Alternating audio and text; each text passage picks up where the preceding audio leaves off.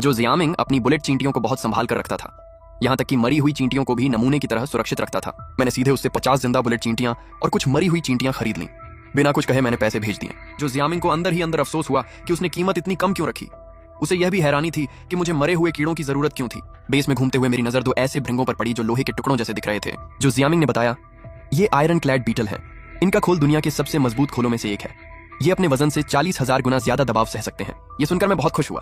क्या यही वह जीव नहीं था जो मेरी पिछली जिंदगी में तबाही मचाने वाले आयरन आर्मर बीस्ट का आधार बना था। मैंने तुरंत इन्हें भी खरीदने का फैसला कर लिया। जो जियामिंग ने देखा कि मुझे ये बहुत पसंद है तो उसने तुरंत कीमत बढ़ा दी। काफी मोल भाव के बाद मैंने 20,000 युआन देकर 2 आयरन क्लैड बीटल खरीद ली। अब मेरे पास सिर्फ 10,000 युआन से थोड़ा ज्यादा पैसा बचा था। मुझे अभी एक इलेक्ट्रिक ईल और एक उल्लू भी चाहिए था। मैंने उससे पूछा कि साउथ अमेरिका की इलेक्ट्रिक ईल कहाँ मिल सकती है। उसने बताया कि उसका एक दोस्त दुर्लभ पानी के जानवर पालता है। उसके पास हाल ही में एक इलेक्ट्रिक ईल आई थी, लेकिन वह उसे जिंदा नहीं रख पा रहा था। ईल बहुत कमजोर हो चुकी थी और ज्यादा दिन नहीं बचने वाली थी। जब उस आदमी को पता चला कि कोई खरीदने वाला है तो उसने 5,000 युआन मांगे, लेकिन जो जियामिंग ने कीमत बढ़ाकर मुझसे 10,000 युआन मांग ली। मेरे पास समय कम था, इसलिए मैंने बिना बहस किए पैसे दे दिए। उसे लगा कि मैं बेवकूफ हूँ, लेकिन उसे क्या पता था कि कुछ ही दिनों बाद ये सारे पैसे बेकार कागज बन जाएंगे। हम जल्दी ही उस आदमी के घर पहुंचे। मैंने देखा कि टैंक में सचमुच एक साउथ अमेरिकन इलेक्ट्रिक ईल थी। मैंने तुरंत पैसे ट्रांसफर कर दिए। विक्रेता ने मुझे कहा कि उसे जल्दी साफ पानी में डाल देना, लेकिन मैंने कहा मैं तो इसे पकाकर खाने वाला हूँ। ये सुनकर दोनों हैरान रह गए। अब उन्हें लगा कि उन्होंने बहुत कम कीमत ली।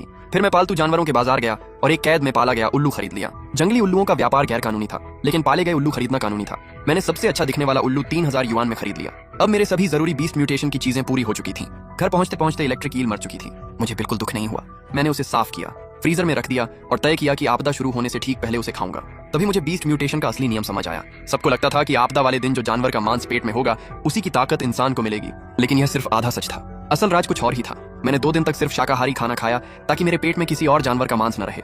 मेरे पास अभी भी 6,000 युआन बचे थे। मैंने सारे पैसे आत्मरक्षा के हथियारों पर खर्च कर दिए। साधारण चाकू इस नई दुनिया में ज्यादा काम नहीं आने वाले थे। मेरी भविष्य की ताकत के लिए बड़ा हथौड़ा सबसे सही हथियार था।